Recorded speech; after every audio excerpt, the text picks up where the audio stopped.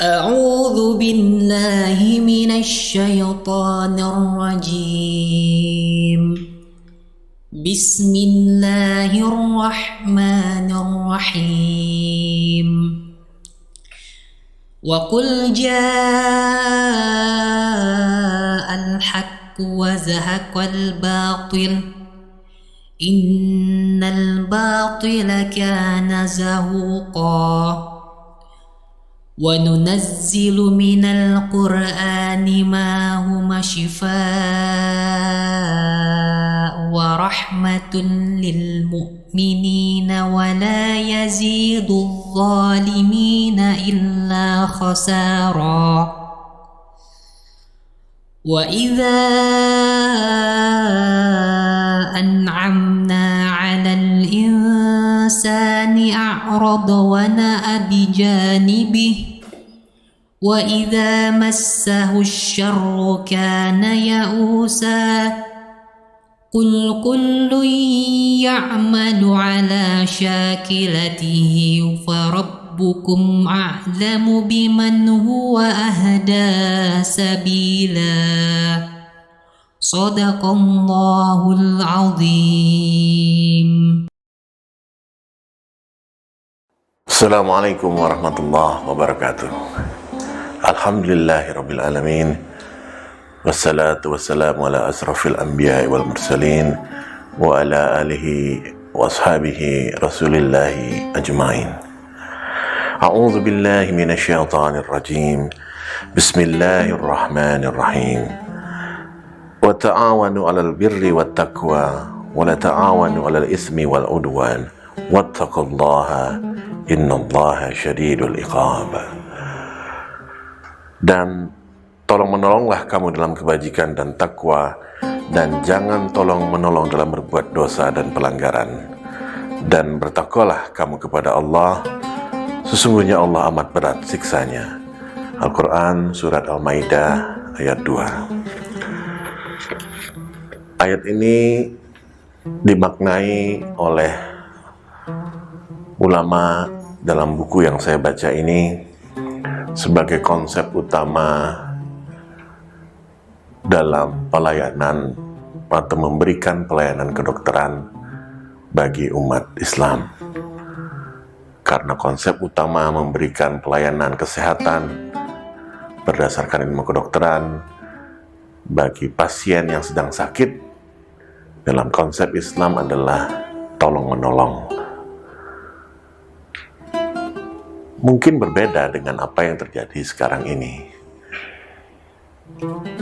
Banyak yang sudah kita ketahui soal industrialisasi pelayanan kesehatan dan sebagainya.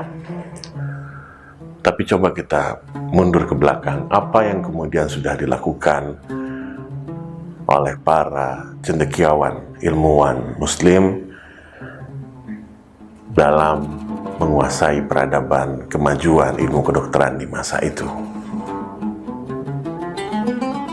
Jika dibandingkan pada masa kegelapan benua Eropa, sebelum masuknya Islam ke benua Eropa, digambarkan begitu menyedihkan kondisi pelayanan kesehatan di benua Eropa pada waktu itu, yang saya kutip dari buku Sejarah Kedokteran Umat Islam Seri Fikih Kehidupan karya Ahmad Sarwat LCMA. Bisa dibayangkan, di negara-negara Eropa, pelayanan kesehatan pada masa itu rumah sakitnya bisa berisi 1.200 tempat tidur, dan kemudian 486 buah diantaranya dikhususkan untuk satu orang saja. Sisanya, satu tempat tidur itu bisa diisi oleh 3-6 orang pasien. Serambi-serambi ruang tersebut juga lembab dan pengap, tidak berjendela, tidak berventilasi, tidak dimasuki oleh cahaya matahari yang sebenarnya penting dalam ilmu kesehatan. Selain itu, makanan-makanan pasien pun sama sekali tidak dijaga di rumah-rumah sakit Eropa di masa kegelapan sebelum masuknya peradaban Islam di masa itu. Rumah sakit itu lebih kepada seperti panti asuhan saja. bukan menjadi institusi pelayanan kesehatan yang berusaha untuk menyembuhkan pasien. Pada saat pasien sudah tidak bisa diobati dan akhirnya meninggal, jenazah pasien tersebut dibiarkan begitu saja. Sekurang-kurangnya 24 jam baru kemudian diangkat dan dikuburkan. Kondisi ini sangat menyedihkan. Dan jika dibandingkan dengan kondisi pelayanan kesehatan di negara-negara atau di wilayah peradaban Islam di masa-masa itu di sekitar abad 10 sampai ke 12, itu sangat jauh berbeda. Seperti di Rumah Sakit Adudi di Baghdad di era tahun 371 Hijriah, Rumah Sakit An-Nuri di era tahun 1154 Masehi, dan beberapa rumah sakit besar dan indah lainnya. Rumah sakit Islam di masa itu begitu diakui oleh para cendekiawan Muslim seperti para ekspedisi-ekspedisi dari Prancis dan benua Eropa yang membuat buku, dikatakan bahwa pelayanan rumah sakit Islam di masa itu sangat-sangat manusiawi dan sangat berkemajuan sesuai dengan ilmu kedokteran di masa itu. Semua pelayanan kesehatan di rumah sakit Islam di masa itu diberikan secara gratis, tidak bayar sama sekali. Dokter dan para tenaga kesehatan kemudian dijaga betul kehidupannya agar sejahtera. Upaya pelayanan kesehatan, uangnya diambil dari Baitul Mal, yang hartanya diambil dari zakat-zakat Muslim di masa itu. Bahkan ketika pasien sudah sembuh dan akhirnya boleh pulang ke rumah, meninggalkan rumah sakit Islam di masa itu tetap memberikan sumbangan atau memberikan penghasilan sementara sampai pasien tersebut bisa kembali bekerja mencari nafkah. Mana ada konsep rumah sakit seperti itu di zaman sekarang ini. Tapi yang jelas itulah kemajuan peradaban Islam dalam memberikan pelayanan kesehatan di sekitar abad ke-10 sampai ke-12 Masehi. Belum lagi kalau kita bicara soal cendekiawan Muslim yang kemudian memberikan banyak jasa dan ilmunya dalam kemajuan peradaban ilmu kedokteran.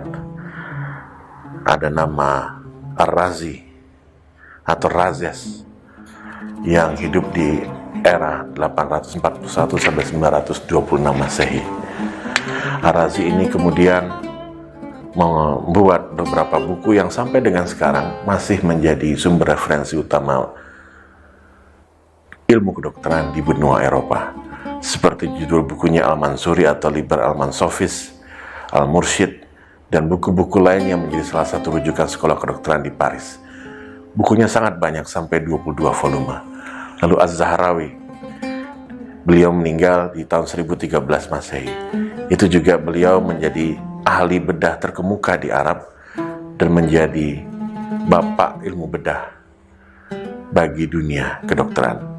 Dan tentu saja ada nama Ibnu Sina, Ibnu Rushd, dan Ibnu Nafis yang sudah banyak sekali buku-buku kedokteran yang mereka buat sebagai karya untuk memajukan peradaban ilmu kedokteran bagi dunia, tidak hanya bagi kemajuan umat Muslim saja. Untuk itulah, sebagai umat Muslim yang hidup di masa sekarang ini, tidak ada salahnya lah kita kemudian meneladani dan juga mencontoh apa yang sudah para cendekiawan Muslim itu lakukan di masa-masa kejayaan Islam. Mereka begitu memahami konsep sakit dan sehat seperti apa, konsep pelayanan kesehatan yang kemudian memanusiakan pasien dan juga tetap menjaga kehidupan kesejahteraan para tenaga kesehatan yang melayaninya.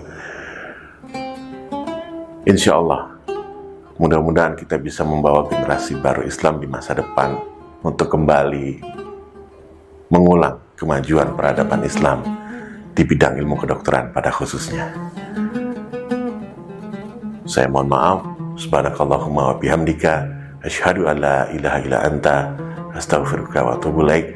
Assalamualaikum warahmatullahi wabarakatuh.